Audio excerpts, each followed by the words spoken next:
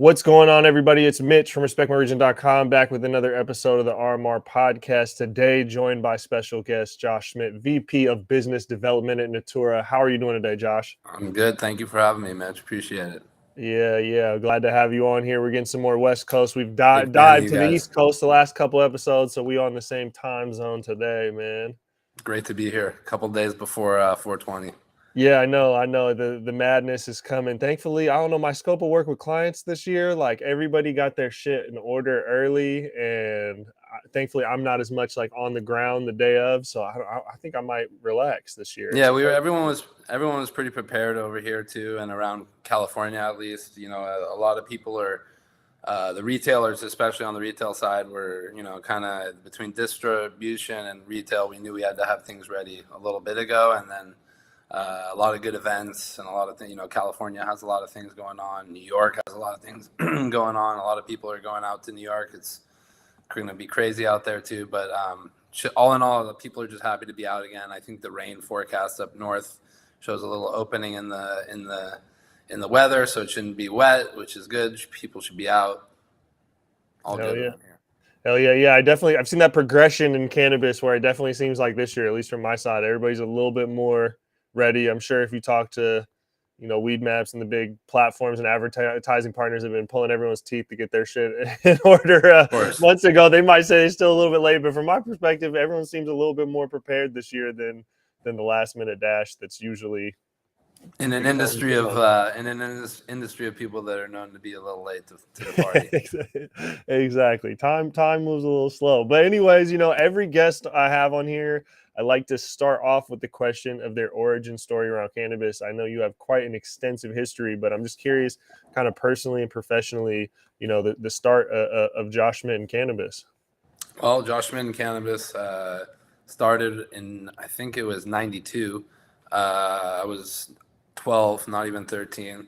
My parents, you know, they're getting a little bit more comfortable with the story now, but before it was a little rough. You know, I never really drank alcohol. My parents had a restaurant, really busy, had a couple of restaurants in the Burlingames area, which is a suburb of San Francisco in the San Francisco Bay Area, right near the San Francisco airport. I grew up watching between, you know, waiters on whatever kind of drugs after work or people on drugs and alcohol in the bar. We had a really popular bar. I saw the effects of alcohol. A lot of people were, you know, partying it up and whatnot. And I never really was into it. I tasted beer. I tasted alcohol, like with my friends. Like I had access to the bar and I hated the flavor. But something about the first, you know, experience with cannabis, I knew something, it kind of allured me a little bit. I tried it with some friends, older siblings. It was really the first thing I ever smoked, so it was like super uncomfortable in my throat. I remember I even gagged up the first. It was really embarrassing. I got teased throughout high school because of it. But later, you know, tried it again. I remember we were even lighting the pipe first and then trying to inhale, not knowing that you had to inhale at the same time as, you know, the pipe was being lit. Eventually figured it all out. I became like the guy in high school that, you know, people felt comfortable. We would smoke together for the first time. I loved reggae music. I used to always go to, you know, Jamaica. My parents loved traveling. We would travel as a family a lot. We'd go on cruises. And as early as 16 years old, I was finding ways to like ditch them at the port of call in Jamaica to go find a Rasta, to go up in the hills. And you know, I told them just to experience Jamaica and you know, Rastafarianism, but I was really just trying to go get high and go see some plants growing and whatnot, which I did. So I was a young fan of the plant. Later on, I would travel more and more extensively. Every time I would go visit my family in Israel, my father was born and raised in Israel, came over here in 1969 about. We would go visit my grandma, and I would always try and find a way to divert through Amsterdam or through Europe somehow to you know, smoke in Amsterdam in the coffee shops. Later on, I learned about Prop 215. I got I was lucky to be from the San Francisco Bay Area where we could get a doctor's recommendation, which really I was super curious about. Not only the collective and the dispensary / caregiver program that California, you know, and beyond had, that I went as far as, learning going up and down the state, learning how to vend, met a lot of great people, a lot of great doctors, and eventually opened one of the first couple collectives in the San Fernando Valley. Being from the Bay Area, I didn't know anyone in LA. I think it was 2003, 2004. So really young, 23, 24 years old. So went all through the stages, and then eventually cultivated up in the hills of Northern California. And then, was introduced to my partners that I eventually started Pistol Point in Oregon with, which was in Portland, Oregon. Went up to Oregon, got my first real feel of a licensed recreational cannabis. Started as medical, but evolved into recreational up in Oregon, and then came down to California, where I'm here at Natura now, still operating Pistol Point for California. My partner for Pistol Point is out in New York, getting started in the program out there, and I'm here 22 years later, pretty much. After starting in license or medical cannabis in California, still around to talk about it. I love it, man. It's just a curious kid that found something that he enjoyed to then working in all facets of this plant. So many aspects of the plant. What kind of fuels your inspiration or desire to go from learn about the medical, to learn about cultivation, to learn about recreational cannabis, and bounce around? What kind of fuels exploring all these different avenues? Well, I'm kind of obsessive. First of all, I don't like to go to places and not know, understand languages and not, understand what's going on. So with cannabis, first and foremost, love the effect. I love what it did to me. I loved what it did to me the day after. Compared to, to other things that I could use to alter my mind, because at the end of the day, my mind runs really, rapid. I have a lot of, everyone's got a lot of things going on in their lives, and for me, cannabis was a really nice way of just calming down. I would say, wait, where was I going? Sorry. It's what was the inspiration to go and learn all these different facets? Oh, yeah. So I want to know everything. For example, I'm obsessive. So I lived in Thailand. I learned Thai because I couldn't understand people. I couldn't deal with people I couldn't deal with not knowing what people were saying around me. So I learned Thai to the point where I can speak Thai, I can read Thai, I can almost write it pretty fluently. Cannabis is the same. Everything from the effect to genetics. I used to collect seeds. I used to go around the world and collect seeds, mostly Europe, mostly Canada, local breeders here in California and around America, but mostly I would go to Europe. I would use seed banks. We would go to Holland, to places like Seed Boutique, and some of these other places that existed through platforms like IC Mag and Overgrow. And I would collect seeds and grow all of these varieties out here in California. So I just love all that. And then, as I evolved through the ages, learning how to grow really big plants, learning, then we would turn into branding and marketing and just the whole homogenization of all of the different aspects of the plant and what it does to the culture, music. It just gets me excited. I just love it. It's just natural, organic. It's really organic. Absolutely. And where you're at now with Natura, you guys obviously are producing, cultivating and producing, cannabis manufacturing, producing products at a very large scale, one of the pioneers of doing it at that size of scale. What have been some of the ceilings that have had to be broken through and just the growth challenges in taking something that's been done in garages or small scale fields on the side of hills to a much larger, more scientific approach and just large scale in general? Well, at the end of the day, we're craft, even though we have a monstrously large facility, we're trying to achieve craft results. So just really growing at such a large scale, manufacturing at such a large scale and getting a certain quality is the hardest one. So just people, and also COVID and all that, dealing with people not showing up to work or getting sick and not being able to be around people, it's been really challenging. So I would say just managing people, managing processes, it's really difficult. Absolutely. And it's never been done. I mean, you guys are one of the ones that are helping write the playbook. Not at this scale. Yeah, absolutely. And what about it do you personally, find the most enjoyment of? Obviously, you guys are a crucial part of the supply chain in producing products and having a house of brands. And I know you wear a lot of hats, you've done a lot of things, but in your current role, what are you most passionate about and what do you enjoy doing most day to day?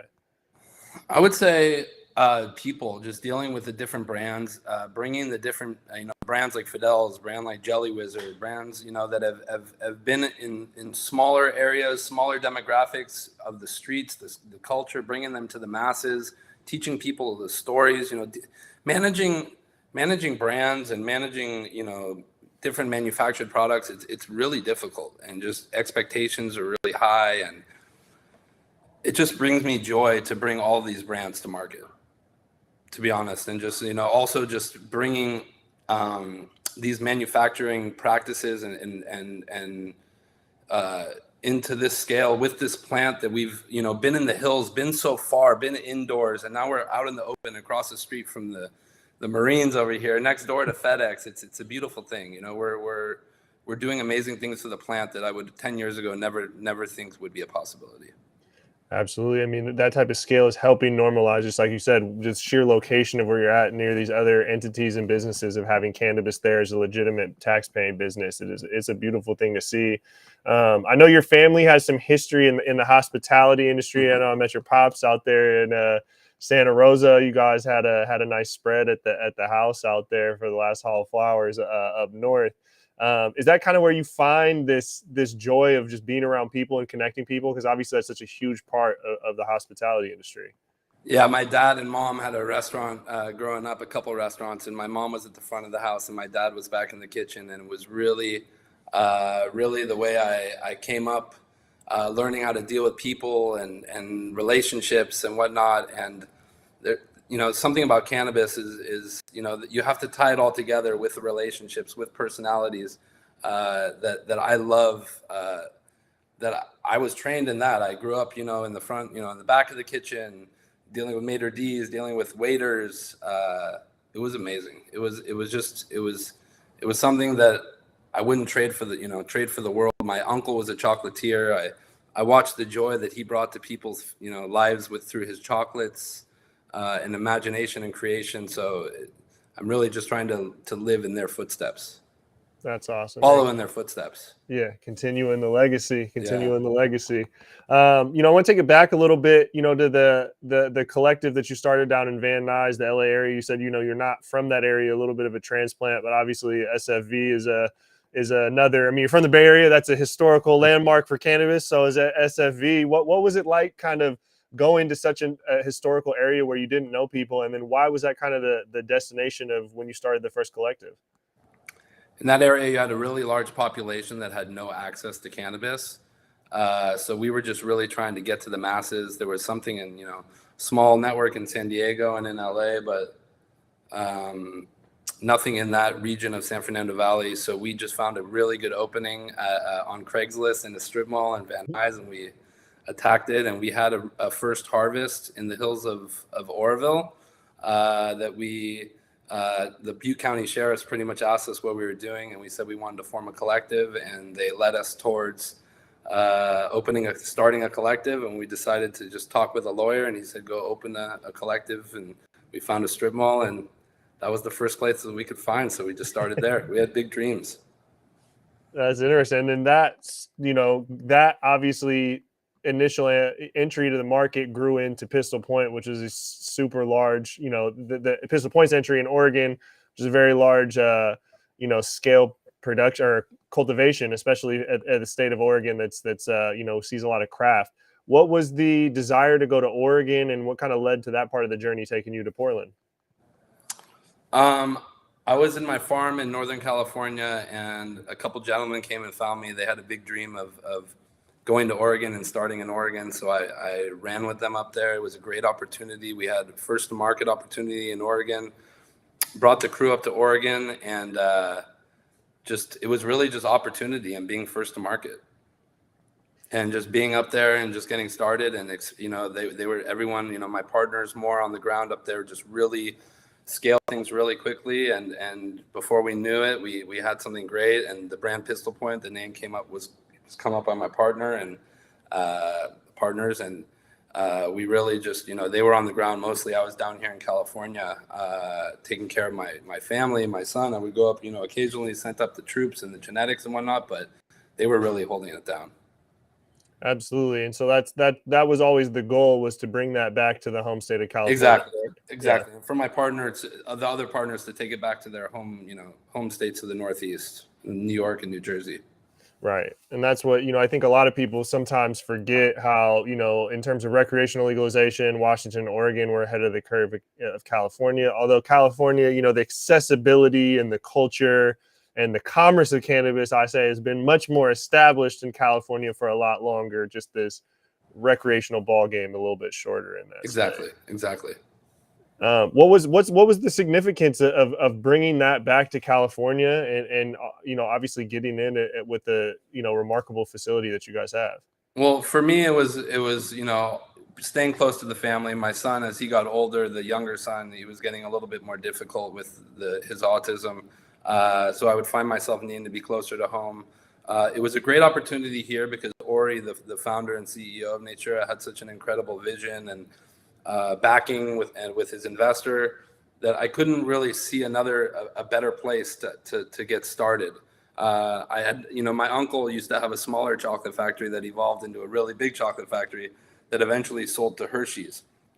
So this is kind of like something very similar to what I saw with him that I've never seen before. It was one thing to raise $5 million, $10 million to build these cannabis projects, but this place was over $90 million. It's just super impressive, and it really involved a lot of the manufacturing that took me back to my uncle's, I'll say it again, chocolate factory, and all of the GMP and GAP practices, which we pretty much have here, although we can't use any of them until it's federally legal. We're ready to sustain, the FDA or whoever comes in later during as things evolve into hopefully federal lifting and interstate, commerce.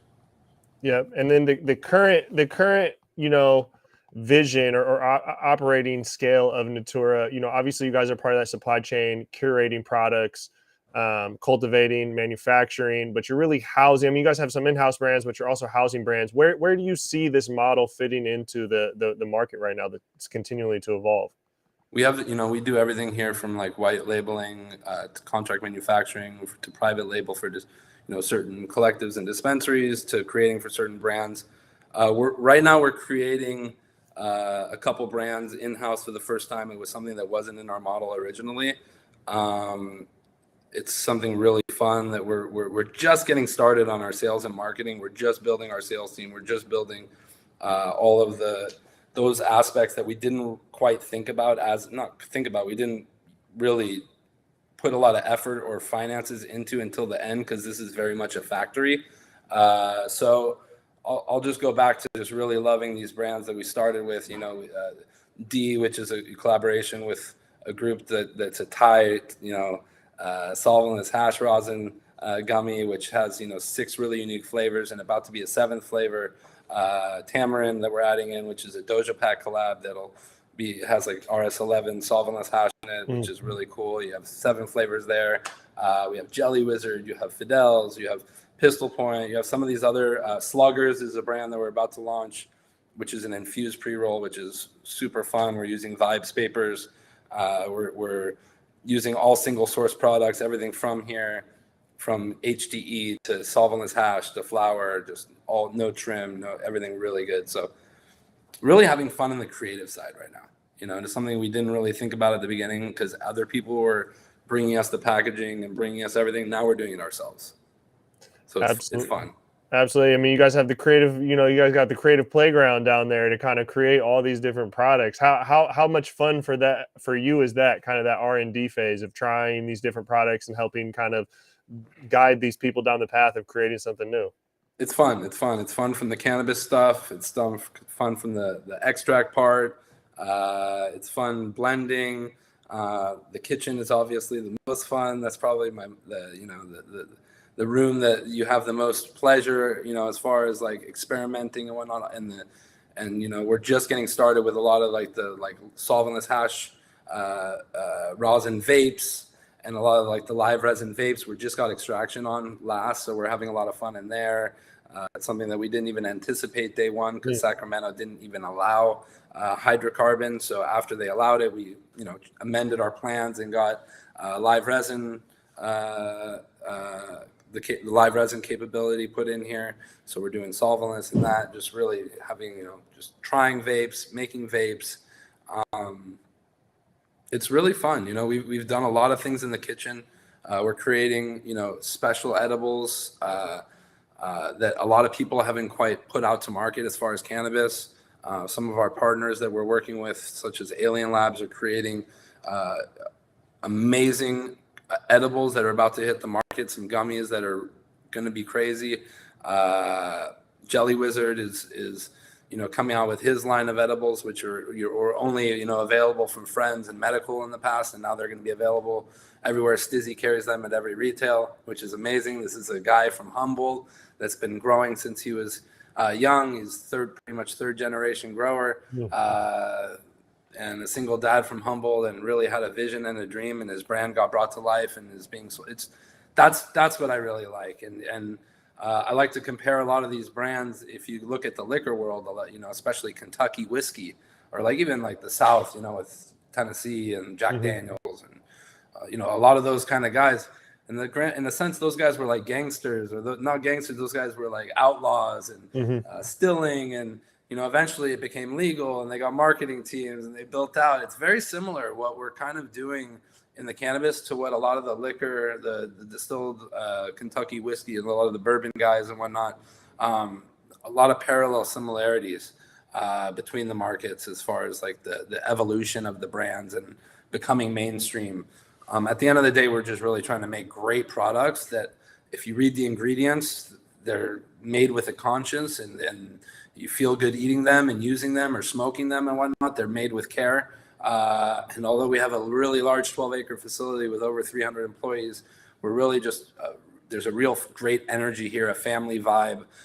People come here and they tour here. They one thing that they take away is that there's an amazing like vibration or energy that we have here, and a lot of that transcends into the products, I think, and just everyone from custodial to cultivation to extraction to packaging and whatnot. Everyone's got a really good vibe. It's a special place. Awesome. And I think that's attributed, honestly, from outside looking into individuals like yourself that are part of leadership, that are connected to the culture and really passionate and involved with this plant for a lot of things beyond just the business opportunity, right? And have really seen it through. I think those type of pieces of a culture inside an organization really shine through, that separate itself from a lot of these other large scale companies. Not a lot, but I mean, you see some in some other countries and stuff, large scale companies that lack a little bit of the soul. You know what I mean? I think that's how you can hold something as it grows big to still have that familia type feel. The founder, the CEO, or he's pretty much here every day. He's not one of these guys that's in like another state or country calling in, checking in. He's in cultivation, he's in extraction, he's in sales, he's on it. You know what I mean? And he cares. And then he also has found a great network of people that they've onboarded and hired that have amazing energy. We even have a more or less a shaman that's part of it. He doesn't like to be called that, but he's been working with plant medicine in his lineage for going back long time, and he's here mostly. Obviously, he's creating a brand with us that's using cannabinoids and different plants and barks that are indigenous to his part of Mexico and also different Amazonian parts. He's creating a brand of functional products that are going to be amazing, but he's also integrating himself into different departments of this facility, of us, and integrating and inserting his positive energy and talking to different people. It's a really beautiful thing that he's done with us over the last couple of years. Here, he touches almost everyone here at the facility, spiritually, probably. He's here, I would say 2 days a week, 3 days a week, but he's a great guy. You don't really see that at a lot of cannabis companies. Right. You don't see people that are inserted into the company to increase vibrations, to increase energy, positive energy. It's infectious a little bit, and it helps us get through in a crazy industry at a crazy time. That's important. I'm a sports fan, and they talk about how the importance, right, on sports teams to have vets, guys at the end of the bench that might not be playing minutes, but contribute some of those much needed, essentially vibrations of what you're talking about, but just much needed things that impact the morale and the mental and the mindset, the things that are, that not a lot of people prioritize, but make an absolute huge difference when you're talking about team building and putting a collective people together and driving towards a vision. Yeah, especially with the way the world is and just a lot of things going on with COVID and beyond, and just people. We need to be a cohesive family, not only at home but in your workplace. It just helps so much get through. And a lot of us are here as early as 7:30, 8 in the morning. Sometimes we're not leaving until 6:30, Monday to Friday. So weekends, the plants don't sleep. Cultivation's here every day. Manufacturing's here, and we're adding more shifts. We're still a startup, quote unquote. I think we'll be a lot of cannabis companies evolve so rapidly and change so much. I think a lot of these technology companies, if you go back like 20 years, similar, they started very small and splintered, and a lot of things have changed over the last 20 years. My mom used to work at Oracle, and she was with Larry Ellison as in like his office, and like now Oracle is all over the world and they're massive and huge. And I see cannabis going it's going to be huge, really big. The world is kind of looking at our region a little bit, because while they're very relevant and while there's a lot going on around the world, a lot of amazing things that we're not doing here. We do have the luxury and the liberty to do things on a large scale rapidly, and time is super important. So we're fortunate and lucky to be here. And with that, you've traveled the entire world, quote unquote, for a lot of different stretches of this earth, looking at cannabis for a large part of your life. Do you think California has the best weed in the world, and why California, if so? I do. I think we have the most variety and we have the most options. Obviously, there's a lot of like strains and variety. Like if you break it down to the flower, there's a lot of varieties that we've lost, especially thinking of California, that are gone. I can't find them anymore. I don't know where they are. They were, through viruses and arrests and seizures and moving and this and a lot of people lost a lot of gems. We have the most varieties of gems. There's a lot of the hunting, and what I'm seeing, like I'm a huge consumer of flower, but I love hash, mostly hash rosin and different kinds of like full melt or really good extracted water hash usually. And we're obviously there's great stuff. I've had some great stuff around America, different places. Canada has some good stuff. It depends where you go, but if you know the right people, there's some amazing stuff. Europe, Spain. Every time I go back to Spain, I'm super impressed. There's some crazy stuff coming out of Morocco even now, and I personally have a love for Moroccan hash, or Moroccan style hash. But there's a lot of variety. There's some great Moroccan. There's some that's kind of mediocre. The quality is not so hot. But California, we just have so much abundance of a great product. And Colorado, there's Colorado. Colorado's got some great stuff for hash. A lot of these places like Colorado that grow indoor and extract the indoor into hash because of the weather, because of the way how it is to dry greenhouse, or like we can grow easily here, mixed light and fresh freeze it and turn it into great hash, or even sun grown.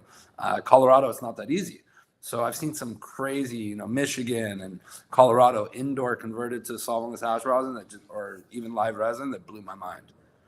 So it's just genetics and learning, what those genetics do. States like Colorado, Oregon. I forgot about Oregon. No offense, Washington. I haven't had so much. There's definitely some winners up there, but Oregon. A lot of people sleep on Oregon. Yeah. There's some crazy good product in Oregon. Flower, hash. Oregon, I used to say, is like the the Japan of America, meaning like the Japanese are super crafty, attention to detail, farmed, a lot of like single source, farm to table. And that's one thing I really love in Oregon with a lot of the cultivars and the outfits that are creating great products. So I think California is one of the best. I'm obviously a little biased. I'm from here, but in North America, America in general, we're blessed to have a lot of great product. South America, Africa, Asia, there's some good stuff here and there, but a lot of it comes down to how we can cultivate it, how we can dry a lot of it, right. how we can cure a lot of it. A lot of these other places can grow. Sometimes you can grow a lot of it, but to grow a lot, to dry a lot, to cure a lot, to trim a lot, to extract a lot, and keep quality at a high standard is a whole nother thing. I'm gonna, first of all, I'll have to give you next time you're in Washington. Let me know. I'm gonna pull up on you. It's been a while with the gift pack. I'm gonna bless you and make sure my state is represented. But you're very right in the sense of I believe it. Same thing about California.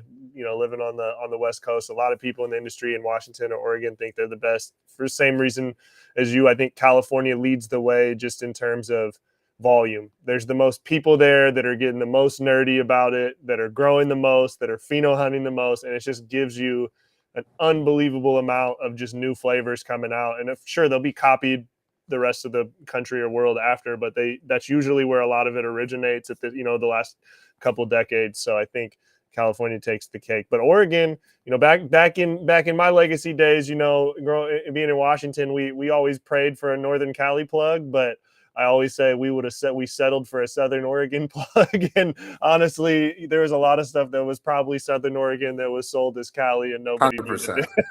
100%. So you were happy. You were honestly happy to just get close to California, and you'd be happy with the plug, man. Back then. And that also came down to how we were growing more and drying it. To dry cannabis in October, November, December in Northern California compared to Oregon and Northern Oregon, especially in Southern Washington, like Washington, humidity, like the amount of dehumidifiers, you're usually out in the middle of nowhere to run a bunch of electricity, you're shorting, it's all those things back in the day we had to take into account. You have a lot more going for you down here, Absolutely. And obviously you're from the Bay Area, which obviously or have a lot of ties out there as well. What is it about the Bay Area that makes it so special in its place within cannabis culture and the industry and just, I don't know, cannabis in general? We've just always, a lot of it, the Bay Area has always been a really free liberal. You go back to the 60s, Hippie Hill is about to happen on 420 and San Francisco, probably 100,000, a lot of people migrating into just for free love, free fun, free smoke, free drugs, if you go back. Music, culture, liberal, being free art, expressing yourself. All these things are conducive with cannabis consumption. And, like opening your mind. And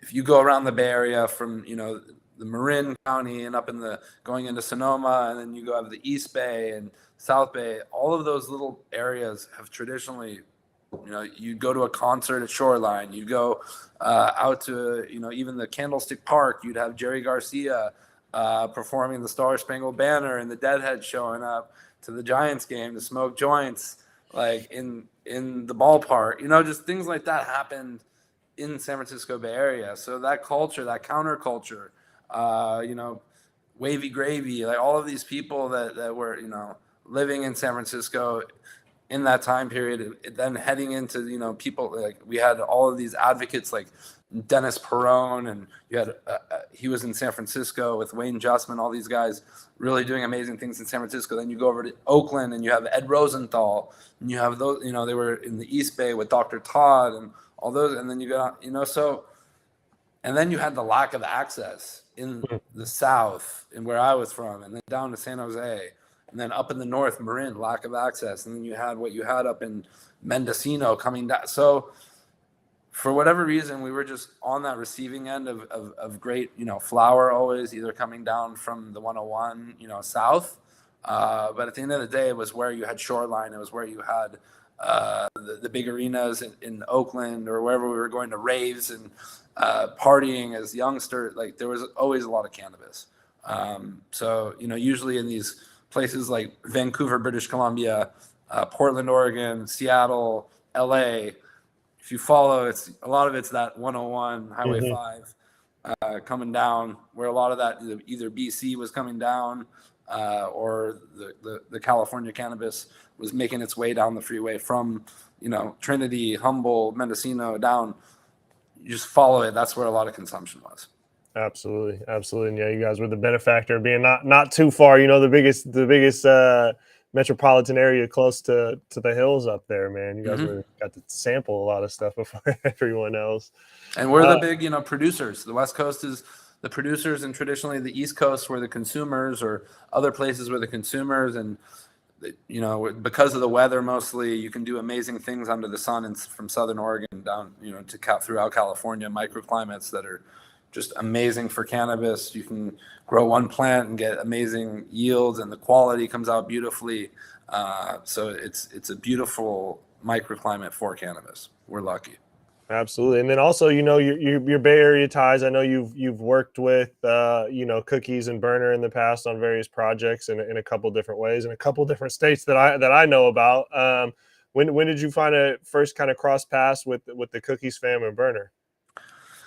So the first time I crossed paths with Burn was, I think I was about 20 or 21.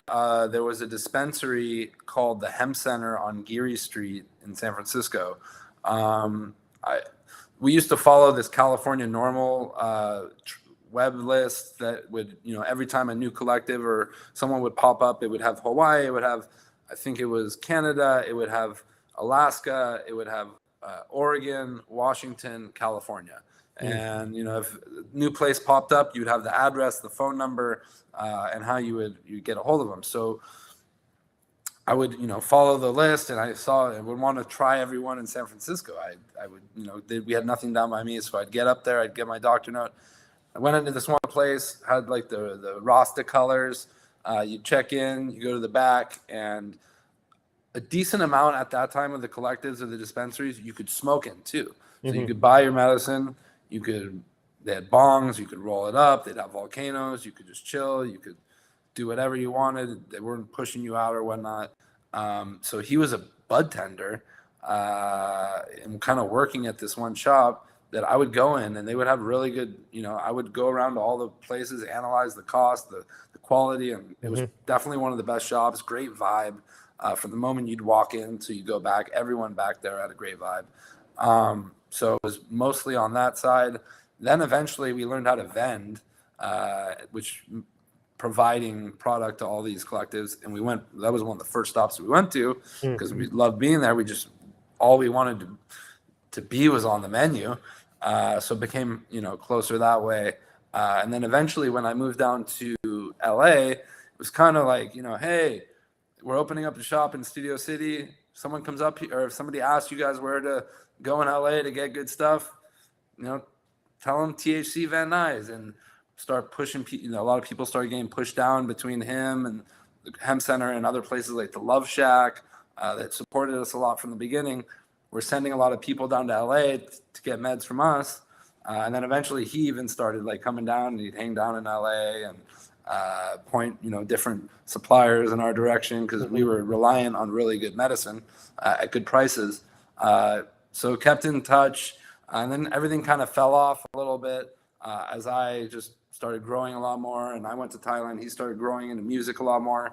And then we did a G-Pen collaboration in Oregon. I think it was 2017 around then, 2018. And my partner actually, through creating this deal with G-Pen, rekindled the relationship with Byrne at his house, in his older house in the North Bay. And we've been in touch since and been close, and it's been great, ever since. We started in Oregon together. We do work here together at Natura. And then we're starting Cookies Thailand this summer, which will be mostly merch and introducing all of the branding and the swag and all that Santa Cruz shredder, all of the stuff that we're just so used to over here, but Thais and Southeast Asians haven't had access to or haven't seen, and the culture and the music and eventually the genetics. Right now they're growing, strictly medical through pilot projects with universities, but obviously eventually they'll have adult use and all that fun stuff.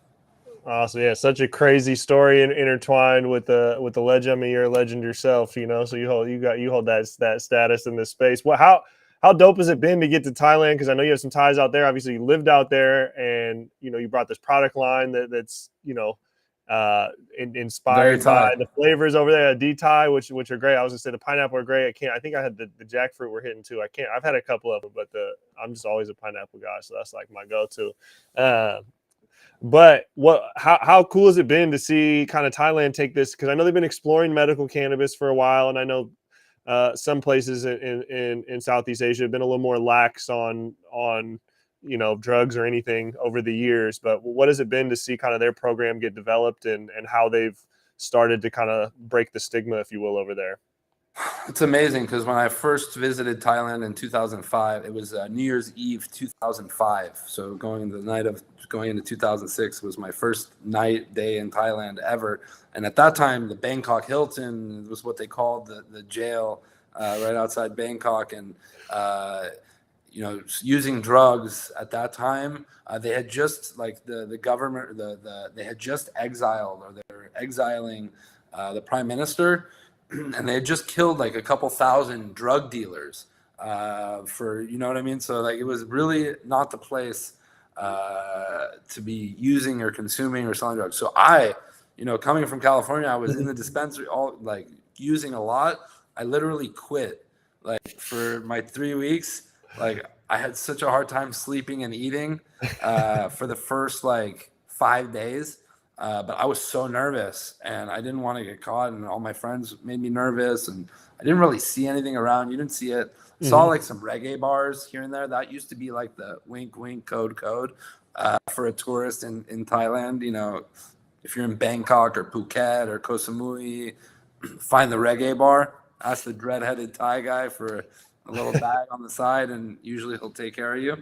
From that, to being there, and cannabis used to be really in the Thai culture. Yeah. And between all of the heroin, all of that was going on, and then the U.S. DEA going in around the world and telling everyone to suppress their cult, all that stuff, and giving them money to suppress and whatnot. They took a real hard line. But now, as we're opening up like we are here in North America and in America, the rest of the world is sitting around what the heck? We stopped it because of you guys. So now they're really okay. Now they're ready. So now they're heading into a couple of years ago, one of my partners in Thailand, Tom, he's really close friends with Minister of Health, Anutin, and he invited me to the opening of this clinic.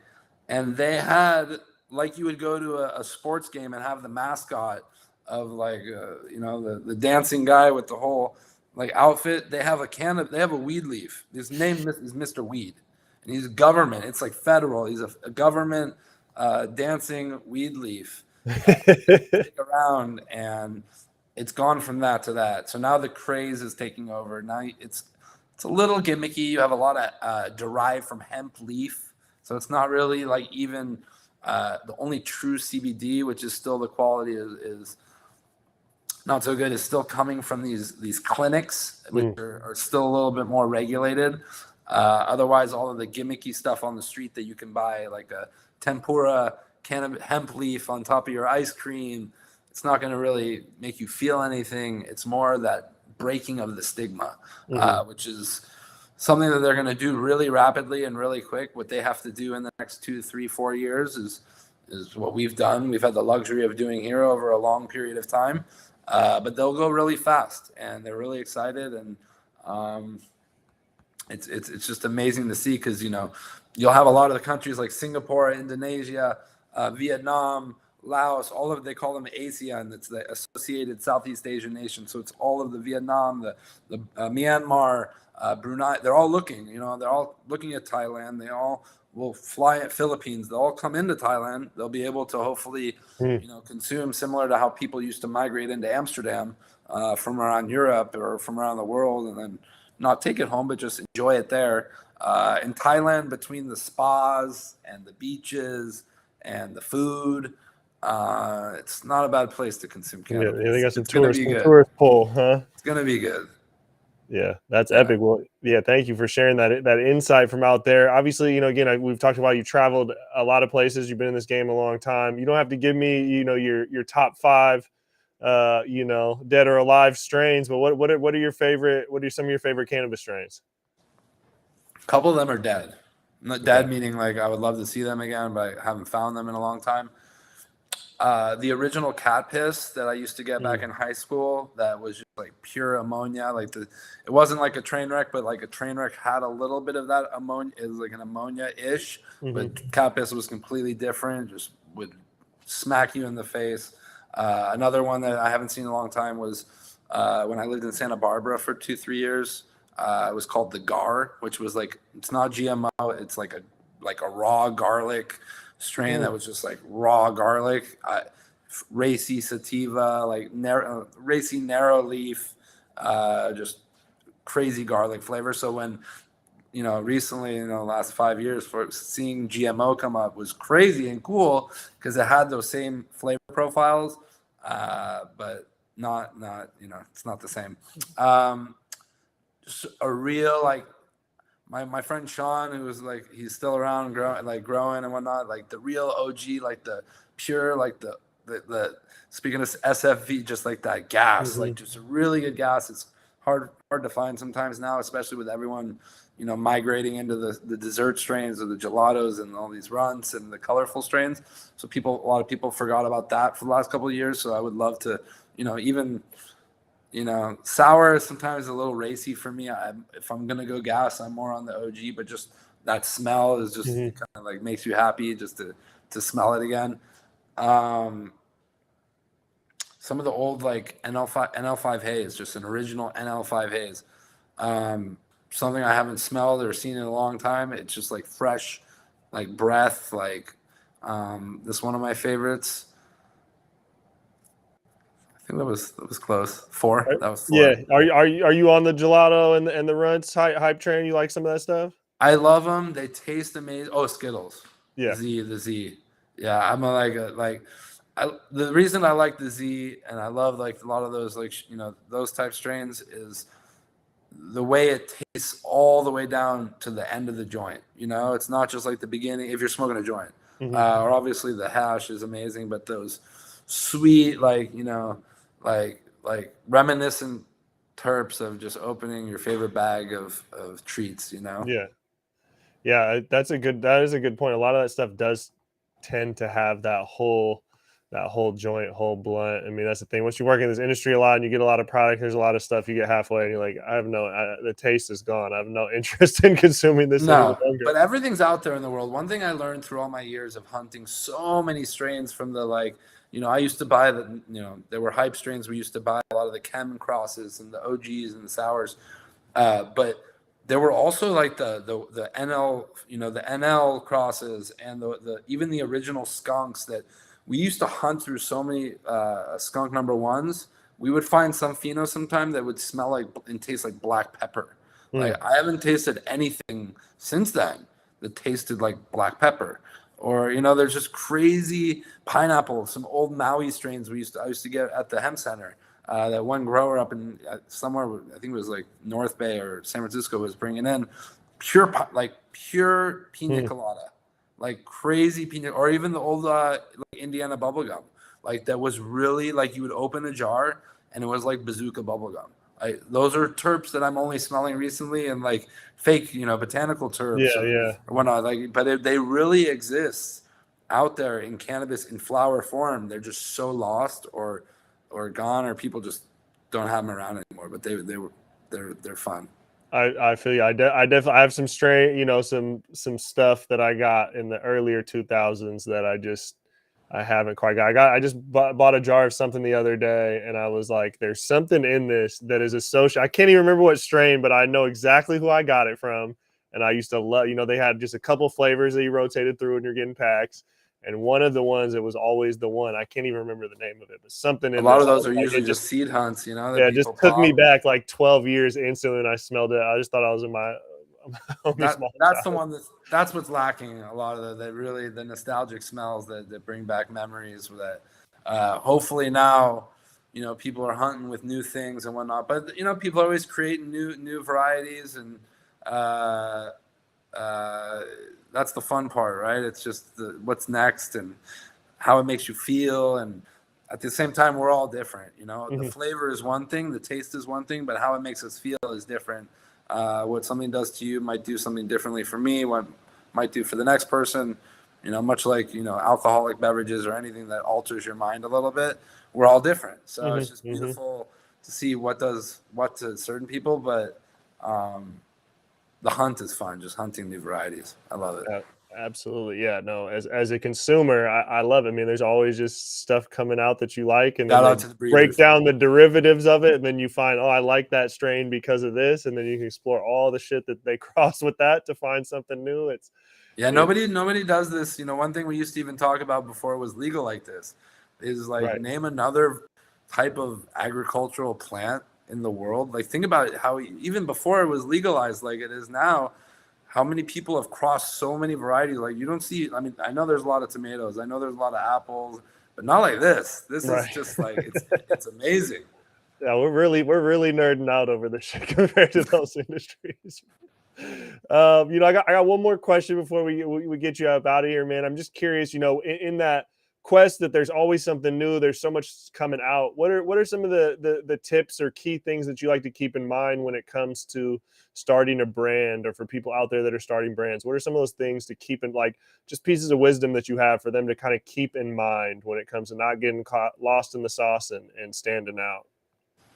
I would say it's easy to go online and pay 100, 200, $1,000, $2,000 for a logo, and make a logo and make a cool what looks like a package and whatnot. But a brand is a lot more than that. A brand takes a vision. A brand is usually, I would say, make sure that if someone's wants to start a brand or really wants to push their brand, to really focus on the story, to really focus on like why. Why will someone want my brand versus, another brand next to it? Be ready for disappointment. Put your head down. Use the disappointment and convert it to positivity. Like a lot, nothing happens overnight. A lot of brands, need a really, really solid foundation. The foundation is the most important thing. The foundation is what holds all of the next stuff above it. And without that solid foundation, it's just like building a house on a cliff that's not stable. It'll collapse. And you can't there's no I in team, and you really need a team to create a good brand, because a vision can only go as far as with one person as it can, but once it's embraced and recognized by others around you, it's such a powerful thing. And then the story, is the most important thing that helps push that brand to those people. It's just not easy. So I would really tell everyone to really make sure they focus on why, who, where, and target what demographic they're really trying to get their products in the hands of, because it's not just gonna, whatever you make doesn't just sell to everyone, or people don't just want it. It doesn't resonate with them. Everyone usually walks into a retail for the most part either knowing what they want, or relying on what the staff tells them that they're enjoying. So it's a process of getting the staff to even know about your brand, and a lot of that comes from the story, comes from the marketing, comes from the why aspect of the brand, and just make sure you put your head down, and make sure you put on the blinders to a lot of the other fuzz around, and just make sure that your brand and your story just is ready for the masses. So just, talk to others, tell your story, make sure that it all makes sense. But it's really difficult. It's really difficult. The cannabis industry is way more difficult than anyone would think. Absolutely, yeah. The green rush headlines, gold rush headlines aren't all that they cracked up to be. You don't just plant the seed and then the money tree comes out. Right. There's a lot of. No, I think you dropped some gems in there. Thank you for that. I think it's real important for people to understand like branding and positioning when it comes, like you said, you not everything's going to resonate with everyone. And a common thing I see is when just talking with people that want to enter the space is like, who is your brand for? And they're like, well, everyone buys weed. And it's like, then no one's going to connect to something that's for everyone. You can't be that inclusive because there's no way to meet that many people the way that they want to be met. Like you said, Exactly. Everyone's different, flavor preferences, music. That's where I was going to colors. Sorry, it was first to market. Being first to market, a lot of people and brands and whatever they're doing, we're first to market. And that's huge in anything. Just having your brand in front of people for the first time, and they know your brand before others. So that's where you want to like focus on new form factors or new creative, outside of the box thinking of doing things that others haven't, and that's usually a win. So I would just kind of really thinking outside the box, getting creative, thinking as the consumer walking into the retail, like your product looks different than the rest of the things available on the menu. It's gonna go far. Absolutely, yeah. You don't want to be the ninth choice of something, man. You want to be the first first of your own category. You have to look good. People like to look with their eyes and shop with their eyes. Presentation is super important. Absolutely. Well, really appreciate you hopping on. Actually, I wait one more time before we get out of here. What else do you have on the docket for 2022 at Natura? The launch of Sluggers, I mentioned a little bit earlier, but it's going to be launching here in the next couple months. We're going to be launching it right, so it's going to be people will know about Sluggers, the packaging, the story, everything is amazing. D is converting, is not converting. It's going to have also chocolate covered items and also solventless vapes with some natural flavors that are going to be kind of almost similar to the fruits. So that's coming. What else? Jelly Wizards flower, Jelly Wizards rosin vapes, Fidel's 7030s. The hash holes have been a really big success, but they're a lot for some people. So we're doing a 70-30, 70% flour, 30% hash pre-roll. That's gonna the price is gonna be a lot lower than a hash hole, and it's gonna be a great way for the brand Fidel's to penetrate more people, to be able to get to more people, because the high ticket item of the Fidel's hash hole is a little for some people it's a little much for some people to embrace for a purchase. It's got a full gram of rosin on the big one and a half gram on the smaller one, so it's also really potent. So we're excited about those. Just a lot of those kind of things. Oh yeah, the brands continue some to other secrets, but evolve and develop.